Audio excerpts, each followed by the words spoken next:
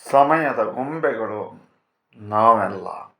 ಹಾಗಾಗಿ ಸಮಯ ಹೇಳ್ತಕ್ಕಂಥದ್ದು ತುಂಬ ಜನ ಹೇಳ್ತಾ ಇರ್ತಾರೆ, ಚೆನ್ನಾಗಿಲ್ಲ ಚೆನ್ನಾಗಿಲ್ಲ ಅಂತ ಹೇಳುವಂಥ ರೀತಿಯಲ್ಲಿ. ಆ ಸಮಯ ಹೇಳ್ತಕ್ಕಂಥದ್ದು ಚೆನ್ನಾಗಿಲ್ಲದೆ ಇರತಕ್ಕಂಥವರು ಒಂದು ಅದ್ಭುತವಾದಂತಹ ಕೆಲಸವನ್ನು ಮಾಡಿದ್ರೆ ತುಂಬ ಒಳ್ಳೆಯದನ್ನು ಕಾಣಬಹುದು. ನಾಳಿನ ದಿವಸ ಅಂತ ಹೇಳಿದರೆ 30ನೇ ತಾರೀಕಿನ ಅಂಗವಾಗಿ ಎಳ್ಳು ಅಮಾವಾಸ್ಯೆ ಹೇಳ್ತಕ್ಕಂಥದ್ದು ಬರ್ತಾ ಇರತಕ್ಕಂಥದ್ದು.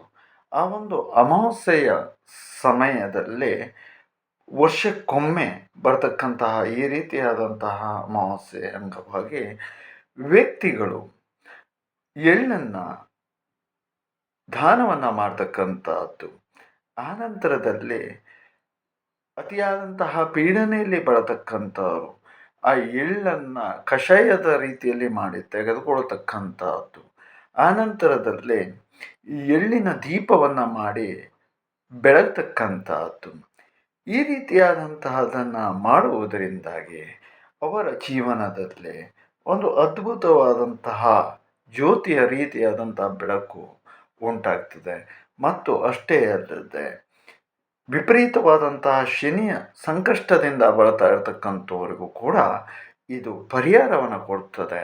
ಹಾಗಾಗಿ ಇಂತಹ ಒಂದು ಅದ್ಭುತವಾದಂತಹ ಎಳ್ಳಿನ ಅಮಾವಾಸ್ಯೆಯ ಸಮಯವನ್ನು ಹಾಳು ಮಾಡಿಕೊಳ್ಳಬೇಡಿ. ಅದರ ಸದುಪಯೋಗ ಪ್ರಯೋಜನ ಹೇಳ್ತಕ್ಕಂಥದ್ದನ್ನು ನೀವುಗಳು ಪಡೆದು ನೀವುಗಳು ಚೆನ್ನಾಗಾಗಿ, ನೀವು ಯಾರೋ ಒಬ್ಬರು ಉದರದಲ್ಲಿ ಬಾಧೆಯನ್ನು ಇದ್ದು ಅವರು ಈ ರೀತಿಯಾದಂತಹ ಒಂದು ಪರಿಹಾರವನ್ನು ಮಾಡಿಕೊಂಡು ಅವರು ಚೆನ್ನಾಗಾದರೆ ಅದಕ್ಕಿಂತ ಒಳಿತು ಇನ್ನೊಂದಿಲ್ಲ. ಹಾಗಾಗಿ ಇಂತಹ ಅವಕಾಶವನ್ನು ಕಳ್ಕೊಳ್ಳದೆ ಆದಷ್ಟು ಬೇಗನೆ ಮಾಡಿಕೊಂಡು ಒಳಿತನ್ನು ಕಾಣಿ.